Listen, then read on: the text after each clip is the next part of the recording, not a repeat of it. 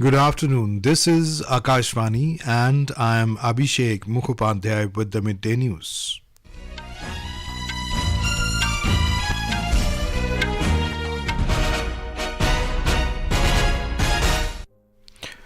The headlines. Election Commission to announce schedule for general elections 2024 tomorrow. Prime Minister Narendra Modi holds rally in Tamil Nadu as part of BJP's poll campaign.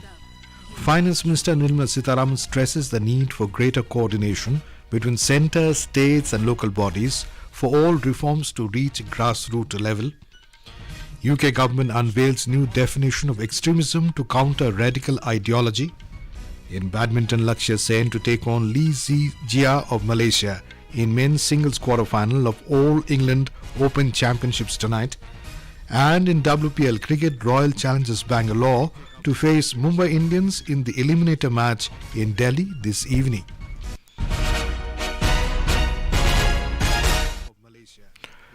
The Election Commission will announce the schedule for general elections 2024 tomorrow. The announcement will be made in the afternoon at Vigyan Bhavan in New Delhi. Along with Lok Sabha polls, the Commission will also declare the schedule for assembly polls to be held in some states.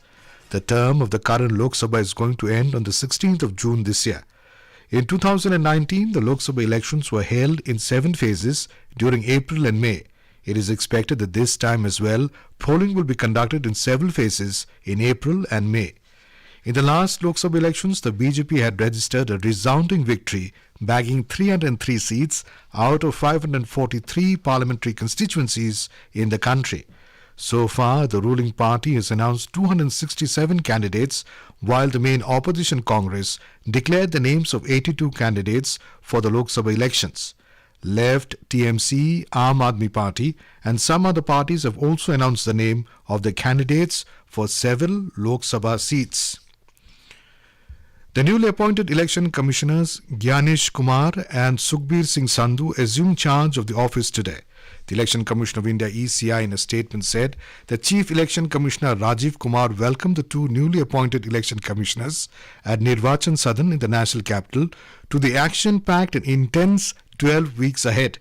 It said that the Chief Election Commissioner emphasized the significance of the joining at this historic point when the team ECI is all set to conduct the Lok Sabha election 2024 in the world's largest democracy. Mr. Kumar said and Mr. Sandhu were appointed election commissioners by the selection panel chaired by Prime Minister Narendra Modi yesterday. Senior BJP leader and Prime Minister Narendra Modi held a massive public meeting at Kanyakumari in Tamil Nadu as part of the party's poll campaign for Lok Sabha elections. The meeting was organized by the state BJP unit. Speaking at the rally, Mr. Modi said to improve connectivity in the state, BJP-led central government is building a network of railways and highways. He said in the last 10 years, several infrastructure projects worth crores of rupees have been implemented in the state. हम तमिलनाडु की connectivity को बेहतर बनाने के लिए railways और highways का network तैयार कर रहे हैं। इन 10 वर्षों में तमिलनाडु में भी करीब 50,000 करोड़ के हाईवे के प्रोजेक्ट्स पूरे किए गए हैं। 70,000 करोड़ रुपए के हाईवे पर और काम चल रहा है। बीजेपी सरकार ने इस साल रेलवे इंफ्रास्ट्रक्चर के लिए तमिलनाडु को करीब 6,300 करोड़ रुपए दिए हैं. Mr. Modi today said while the BJP believes in developing the nation, the opposition dwells on divisive politics and corruption. 20 साल पहले अटल जी ने नॉर्थ साउथ कॉरिडोर की नींव रखी थी.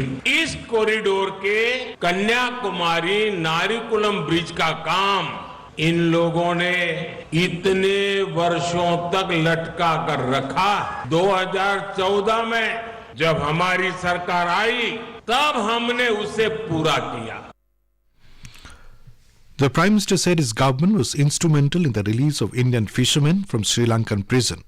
श्रीलंका में हमारे मछुआरे भाइयों को फांसी की सजा दी गई थी। ये मोदी चुप नहीं बैठा, ये मोदी सोता नहीं रहा, हर रास्ते का इस्तेमाल किया, डिप्लोमेटिक चैनल का इस्तेमाल किया, हर प्रकार का दबाव बनाया।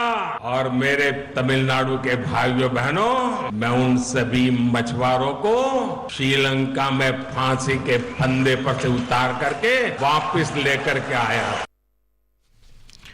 Besides Tamil Nadu, the Prime Minister will hold mega road shows and rallies in Kerala, Telangana, Karnataka and Andhra Pradesh as well during the next few days as part of the party's election campaign. From Tamil Nadu, the Prime Minister reached Pathanamthitta district in Kerala a short while ago to participate in the election campaign of NDA candidates in Pathanamthitta and Mavelikara Lok Sabha constituencies. Mr. Modi will address a rally where around 1 lakh party workers will be participating in the event. Our correspondent reports that the Prime Minister will visit Salem and Coimbatore in the state on Monday and Tuesday to address public meetings. From Kerala, Prime Minister Modi will reach Telangana today, where he will be holding a road show at Malkajgiri parliamentary constituency. Tight security arrangements have been made for the road show. After an overnight stay at Raj Bhavan in Hyderabad, the Prime Minister will reach Nagar Kurnool tomorrow to hold a rally in the district. Mr. Modi will address the rally at Jagtial on Monday. Our correspondent has the details. With a focus on strengthening the party ahead of general elections in Telangana, BJP senior leaders including Prime Minister Narendra Modi is visiting the state frequently. Mr. Modi visited earlier on 4th and 5th of this month Adilabad and Sangareddy in the state and inaugurated and laid the foundation stone to several development projects worth thousands of crores of rupees. Later he also flagged off virtually another Vande Bharat train from Secunderabad to Visakhapatnam besides several other railway projects. However, the Prime Minister will be addressing 2 public meetings at Nagar Kurnool and Jagatyal for the next 3 days, besides holding a road show this evening at Malkajgiri to boost the morale of BJP leaders and cadres ahead of the announcement of election schedule. Lakshmi, Akashvani News, Hyderabad. Mr. Modi will reach Karnataka tomorrow, where he will address a public rally at Kalburgi and another meeting in Shivamoga on Monday. On Sunday, the Prime Minister will be visiting Andhra Pradesh. He will be participating in the joint political meeting of Bharatiya Janata Party, Telugu Desam Party, Janasena Party at Chilakalurepeta and Palnadu districts, setting the stage for the coming general and state assembly elections in the state. The Telugu Desam Party has recently rejoined the NDA fold after a gap of 5 years. Finance Minister Nirmala Sitharaman stressed the need for greater coordination between centre, states and local bodies for reforms across sectors to reach grassroots level. Speaking at a conclave of a private news channel today, Ms. Sitharaman further added that empowering people by giving them basic facilities will automatically enable recognition of rights. The kind of reforms which we need to undertake now, I would think, will have to have greater coordination between the centre, the states and the urban local bodies, panchayats and so on. You may do wonderful futuristic reforms at the central government level, and most states understand that it benefits them as well. So there has to be a lot of work done from top level. When you undertake reforms, it has to have that effect of cascading down to the lowest level. Raksha Mantri Rajnath Singh to the inaugurated Nausena Bhavan in New Delhi. Chief of Defence Staff General Anil Chauhan, Chief of Navy Staff Admiral R. Harikumar, DRDO Chairman Dr. Samir V. Kamath and other dignitaries were also present on the occasion. The newly built Nausena Bhavan is situated at Delhi Cantonment area. This is Akashvani giving you the news. For quick news updates round the clock, follow us on a Twitter handle at AIR News Alerts. The UK government has issued a new definition of extremism under which certain groups will be blocked from government funding and meeting officials. The new definition of extremism is more precise and aims to counter radical ideology. We have a report. Extremism in the UK is now defined as the promotion or advancement of an ideology based on violence, hatred, or intolerance that aims to negate or destroy the fundamental rights and freedoms of others or undermine, overturn, or replace the UK's system of liberal parliamentary democracy and democratic rights. The previous definition, introduced in 2011 under the government's counter-terrorism strategy program known as PREVENT, defined extremism as vocal or active opposition to fundamental British values, including democracy, the rule of law, and tolerance of different faiths and beliefs. Community Secretary Michael Gove said, "A surge in extremism since the Hamas terror attacks in Israel and subsequent war in Gaza in October last year poses a real risk to the United Kingdom." Biak from News Desk. Voting has been held in Russia for a 3-day presidential elections from today. The polling began from the country's easternmost regions, Chukotka and Kamchatka, this morning. People across Russia are voting to elect their president for the next 6 years. This will be the first time Russia will use an option to vote online. The candidates who are contesting for the top state post in the 2024 elections are Russia's incumbent president Vladimir Putin, New People's Party Vladislav Devenkov, LDPR party Leonid Slutsky, and Communist Party of Russia's Nikolai Kharitonov. President Draupadi Murmu will be gracing the Global Spirituality Mahotsav in Hyderabad this evening. The 4-day, one-of-a-kind spiritual congregation began yesterday and will continue till Sunday. The event is bringing spiritual leaders from all faiths and beliefs to one platform at the world's largest meditation center. Vice President Jagdeep Dhankar today presided over the meeting of the selection committee for the chairman and other members of Prasar Bharati at Uparashtrapati Niwas.